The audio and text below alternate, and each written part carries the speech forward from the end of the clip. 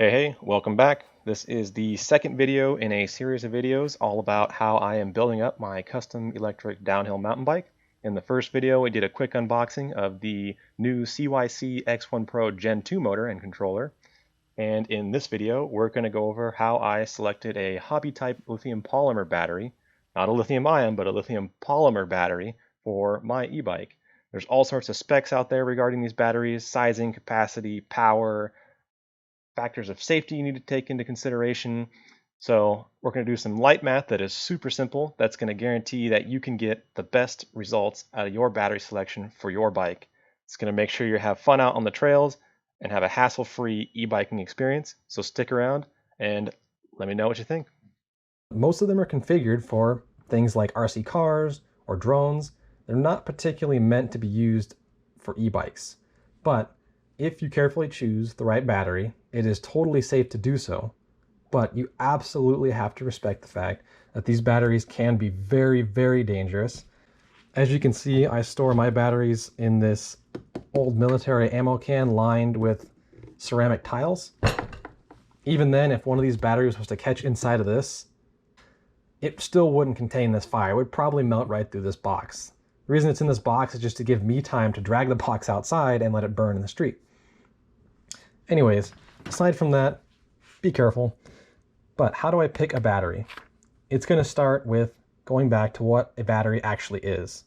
A battery is simply a device that stores energy. So how do you measure energy? The unit for energy is a joule. Kind of think of it like water in a bucket. How much water can you fit in the bucket? Well, that's like a joule, except for joule refers to energy. How much energy can you fit in this battery? Energy sitting in a battery is not particularly useful to us. For an e-bike, you want to be able to use that energy. To get it out, you need to measure it somehow. So there's a joule per second. This is the amount of energy per time interval. And this is a unit of power. More commonly, you don't see joules per second, you see watts. And that is what is used to determine power output of a battery or your motor, things like that.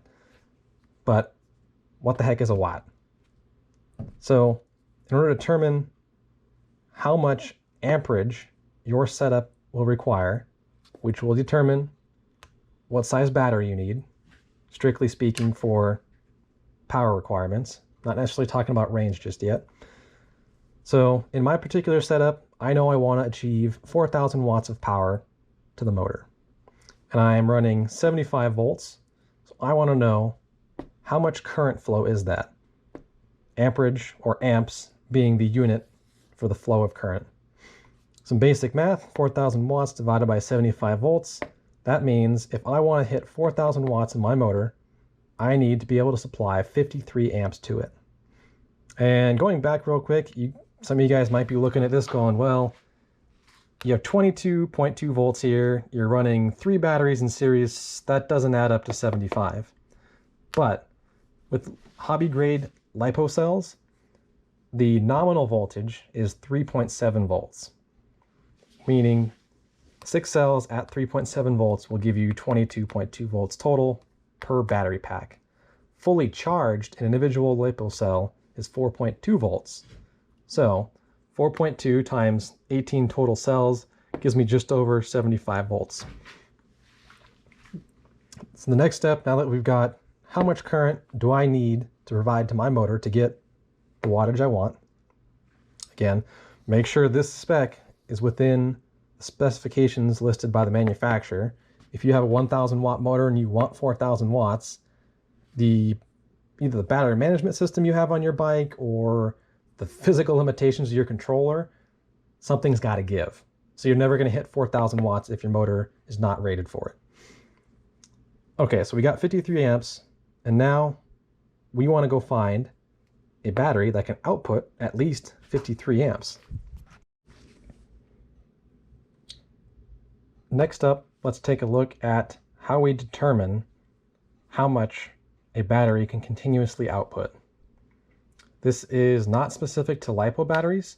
However, these units and specs that I'm about to discuss are commonly labeled on hobby batteries and maybe a little harder to find on other types of e-bike batteries.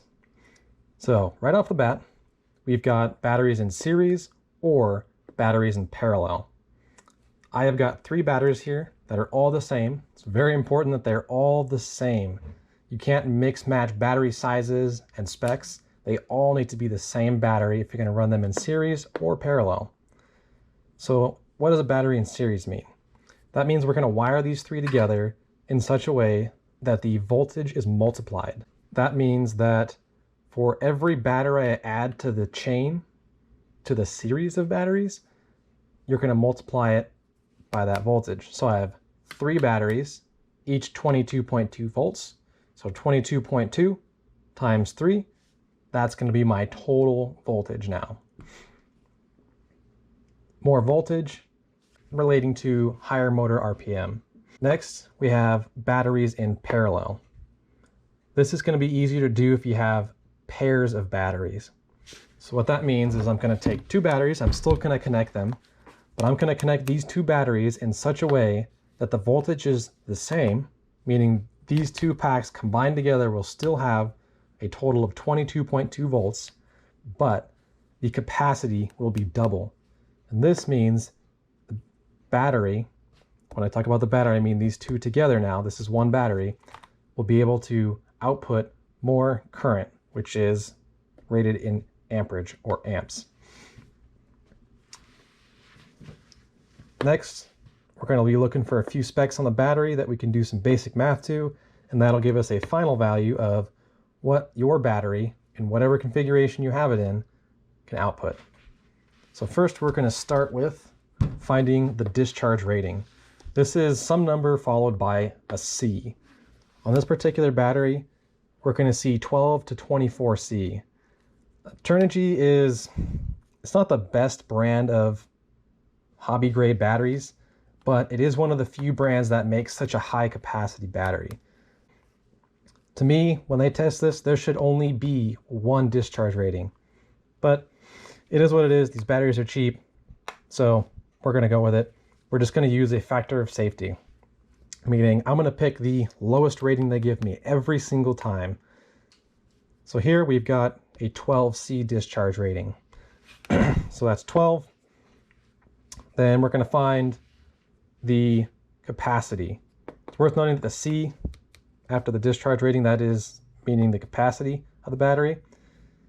So next up, capacity will be listed with some kind of unit afterwards. Most of the time, this larger 20.0 number does relate to the capacity of the battery, but it could also just be the model number of the battery. So I don't usually go with just a blank number without units. It's very important there are units attached to this, because it's 20 watt, 20 amp hours, 20 watt hours, 20 milliamp hours, makes a big difference. So over here you'll see 20,000 milliamp hours. It's got the units attached, therefore I know that that is the capacity of the battery, or at least what they're saying it is. Cool. And milliamp hours is not something you commonly see when talking about electric bike batteries. This is because a milliamp hour is a relatively small unit, and with an RC car, that's cool. You only use 1,000, 2,000 milliamps. But with an e-bike, you've got a lot more power, a lot more energy being stored, so you will commonly see amp hours. This is just a simple unit conversion between milliamp hours and amp hours. For 1 amp, there is 1,000 milliamps, so we'll take 20,000, divide it by 1,000, and you get 20 amp hours. You can also just move the decimal place over 3 times to the left. So that's great, but how much does the battery continuously output? Continuously is a very important word there. A lot of times you can see peak power listed, but not the continuous discharge. You'll even notice on here, it doesn't say peak continuous. It's kind of vague. There's no real specs. There's just a warning label saying, don't do stupid things with this battery. You're gonna wanna hop onto the manufacturer's website and they will list whether it is a peak power or a continuous discharge rating. I looked it up. The 12C is their continuous discharge rating. So we're going to go with that. We've got 12C, and we're going to multiply it by the capacity of the battery. Going back up to here, we've got a 20 amp hour capacity battery. 12 times 20 is 240. So theoretically, on paper, this battery by itself can handle 240 amps being pulled out of it.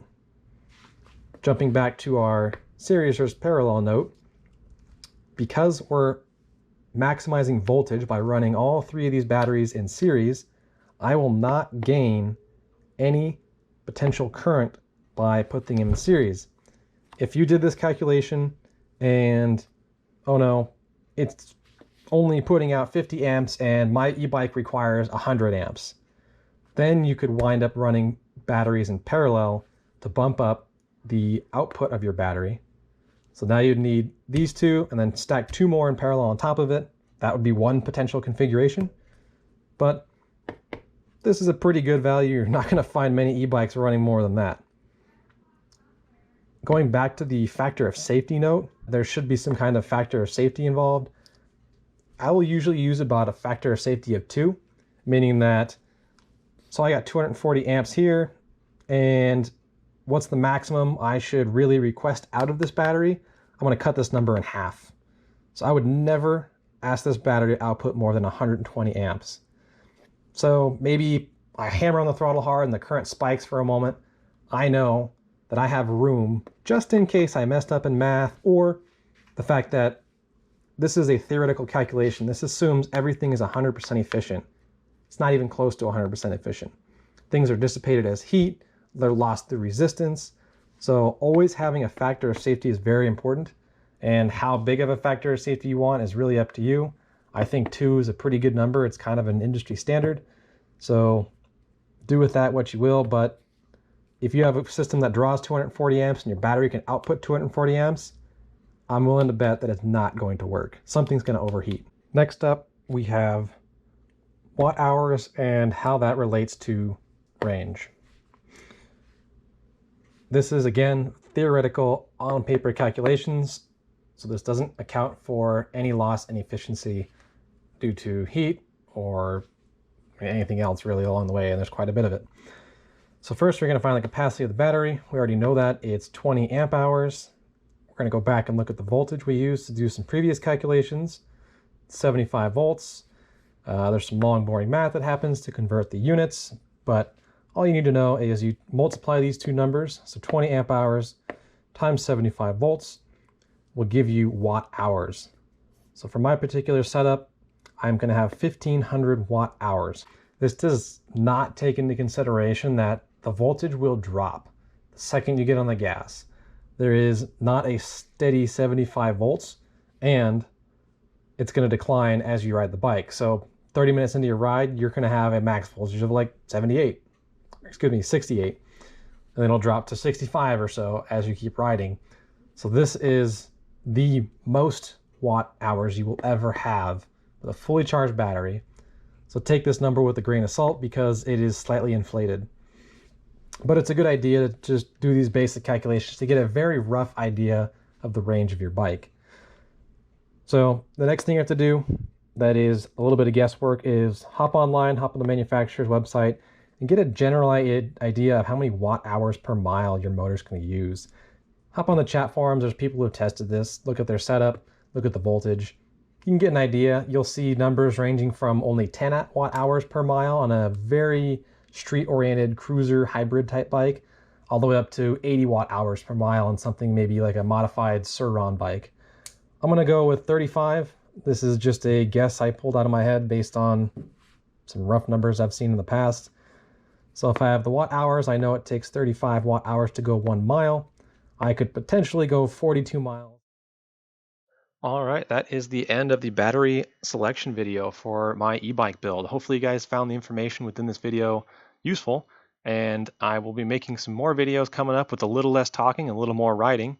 As you can see, the frame is slowly coming together. I've got it painted. The batteries seem to fit in the frame almost. Need to work on that third battery. But we're going to do an installation video for the CYC X1 Pro Gen 2, how I made the battery box, and then we'll get out on the trails and test it. As always, like and subscribe to this video, and if you want to see anything specific in regards to the components I'm using, please drop a comment down below, and I will try to make a video for you.